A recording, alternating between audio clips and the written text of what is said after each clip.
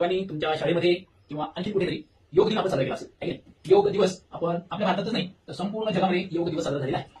तर योग दिवस आपण का साजरा केला? एक दिवस फक्त योग करायचा का आपण? तर नाही, दररोज आपण योग केला म्हणजे योगाचं महत्व जगाला कळावं म्हणून भारतामध्ये जी काही योग ही ज्ञान प्रणाली होती, योग ही काही फक्त व्यायाम आहे का? योग हा व्यायाम तर आहेच, त्याचबरोबर ज्ञान मिळवण्याची एक प्रक्रिया आहे. योगामुळे योग केल्यामुळे आपलं शरीर सुदृढ राहतं, शरीर बलवान होतच, त्याचबरोबर आपलं मेंटल किंवा आपलं हर्ट, आपलं माइंड, आपलं हर्ट हे देखील बलवान होतं. याच्यासाठी याची जागरूकता संपूर्ण जगामध्ये जगातील सर्व लोकांना झाली पाहिजे आणि आपल्या आरोग्याबरोबर जगातलं आरोग्य सुधारलं पाहिजे.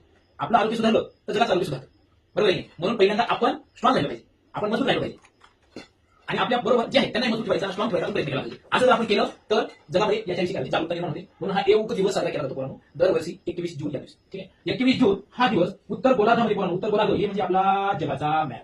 ओके, जगाच्या मॅपामध्ये हे विश्ववत जगाच्या जे काही हे आहे, पृथ्वी आहे, पृथ्वी गोल आहे, त्या पृथ्वी गोलामधून जे काही मधली देशात गेले आहे त्याला म्हणायचं विश्ववत म्हणतो. विश्ववत म्हणतो.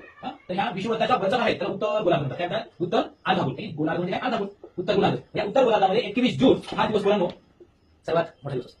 21 जून कसा असतो? सर्वात मोठा दिवस असतो. आणि याच दिवशी आपला सूर्य दक्षिणेकडून असा उत्तरेकडे आणि पूर्वेकडे असा फिरतो.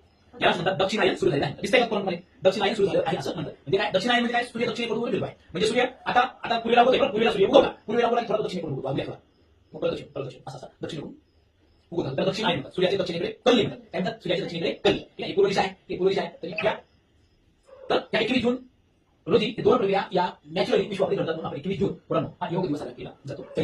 जगामध्ये पहिल्यांदा 21 जून 2015 रोजी योग दिवस साजरा केला गेला. तरी 21 जून 2015 आणि मग आजचा जर बघितला आपण 2025 चा, तुम्हाला वाटेल हा 10वा आहे, तर नाही, हा 11 आहे. किती आहे? 11. म्हणजे 2015 1 16 2 17 3 18 4 19 5 20 6 21 7 2022 7 2023 ला 8 2024 ला 2015 ला एक पहिला, 16 दुसरा, 17 तिसरा, 18 चौथा, 19 ला 5वा, 20 ला 6वा, 21 ला 7वा, 22 ला 8वा, 23 ला 9वा, 24 ला 10वा आणि आता 25 ला 11वा आपण योग दिवस साजरा केलेला आहे. केलाय का?